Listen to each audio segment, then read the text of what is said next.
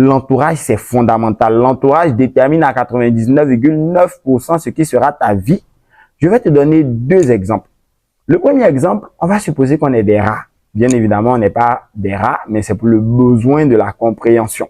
Si tu es un rat et que tu dois participer à une compétition, à une course de rats, naturellement, tu es l'un des rats les plus intelligents, le rat le plus compétent, le rat le plus excellent. Donc, finalement, tu remportes la course.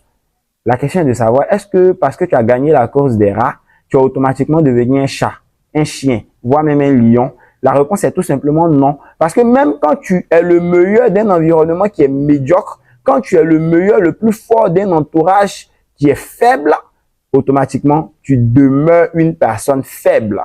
Le premier parmi les derniers n'est pas automatiquement le premier, il demeure parmi les derniers.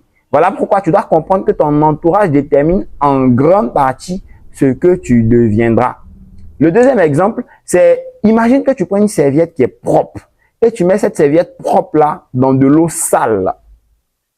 Que va devenir la serviette?